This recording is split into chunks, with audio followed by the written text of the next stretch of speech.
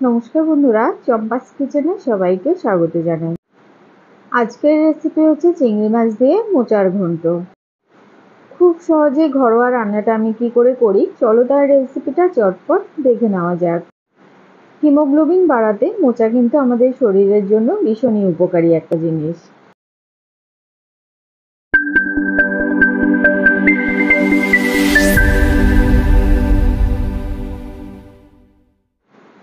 সবার প্রথমে গ্যাস জ্বালিয়ে একটা কড়াই গরমে বসাচ্ছি।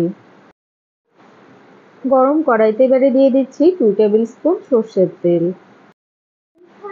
তেল গরম হয়ে গেছে, এবারে একটা দিচ্ছি ফাটিয়ে নেওয়া শুকনো লঙ্কা আর একটা তেজপাতা, কয়েকটা গোটা গরম মশলা দিলাম আর হাফ টিস্পুন গোটা জিরে।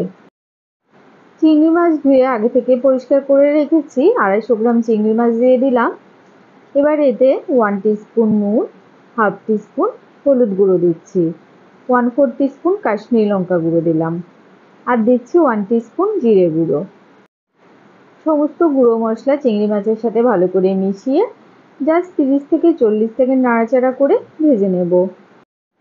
মিক্সিং জারে হাফ ইঞ্চেস আদা, 2টো কাঁচা লঙ্কা আর একটা টমেটোকে সামান্য জল দিয়ে বেটে নিয়েছি, সেটা এবারে দিয়ে দিলাম। মিক্সিং জারটা ধুয়ে সামান্য জল দিয়েছি। ঝিরিঝিরি করে মোচা কেটে আমি কয়েকটা আলু সমেত সামান্য নুন আর হলুদ দিয়ে প্রেসার কুকারে আগে থেকে সেদ্ধ করে জল ঝরিয়ে রেখেছিলাম, সেই সেদ্ধ করা আলুগুলো এবারে দিয়ে দিলাম। সেদ্ধ করা মোচা ঠান্ডা হওয়ার পরে হাত দিয়ে চটকে একটুখানি নরম করে জলটা এভাবে বের করে নিয়েছি। এই জলটা কিন্তু ফেলে দেব, এতে করে মোচাটাও নরম হয়ে যাবে আর মোচার মধ্যে যে কষটা রয়েছে অতিরিক্ত কষটাও বেরিয়ে যাবে।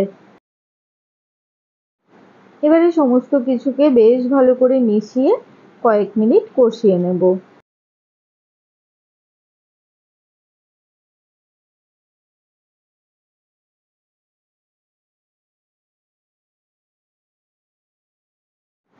এবারে এতে দিচ্ছি 1 টিস্পুন চিনি আর দেব 1 টিস্পুন ঘি।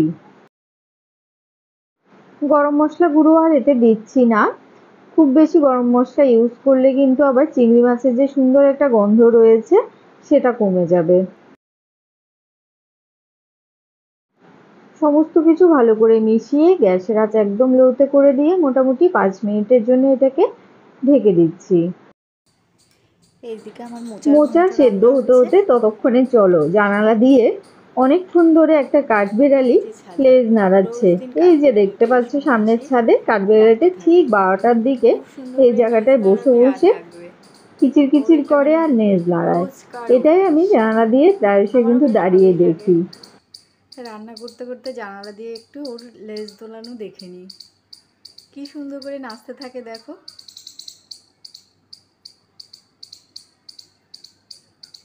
আর সুন্দর করে আবার ডাকছেও। 5 মিনিট লো ফ্লেমে ঢেকে রাখার পরে ঢাকাটা খুলে আবারও একবার মোচাটাকে নাড়াচাড়া করে দিচ্ছি। দেখো মোচা থেকে কিন্তু বেশ খানিকটা জল বেরিয়েছে, এই জলেই মোচা পুরোপুরি সেদ্ধ হয়ে যাবে। আমাদের চ্যানেল চম্পাস কিচেনের রেসিপিগুলো যদি তোমাদের ভালো লাগে তাহলে অবশ্যই চ্যানেলটাকে সাবস্ক্রাইব করে নেবে এবং পাশে থাকা বেল আইকনটাকে প্রেস করে দেবে, এতে করে যখনই আমি নতুন ভিডিও আপলোড করব সাথে সাথে এর নোটিফিকেশন তোমাদের কাছে পৌঁছে যাবে।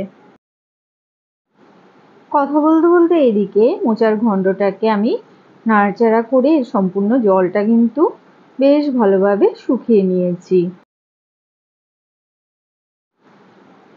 আর কয়েক টুকরো আলুকে ভেঙে দিয়েছি, এতে করে মোচার ভিতরে দেখো খুব সুন্দর একটা মাখো মাখো ভাব কিন্তু চলে এসছে।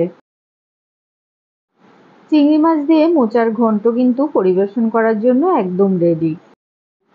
রেসিপিটা কেমন লাগলো অবশ্যই কমেন্ট করে জানাবে, ভালো লাগলে লাইক করবে আর তোমার বন্ধুদের সাথে ভিডিওটাকে শেয়ার করতে কিন্তু একদম ভুলবে না। আর এইভাবে অবশ্যই একবার ট্রাই করে দেখতে পারো, আশা করি খেতে ভীষণ ভালো লাগবে। এতক্ষণ আমার পাশে থেকে ভিডিওটা দেখার জন্য অনেক অনেক ধন্যবাদ। ভালো থাকবে, সুস্থ থাকবে, পরের ভিডিওতে আবার দেখা হবে। বাই।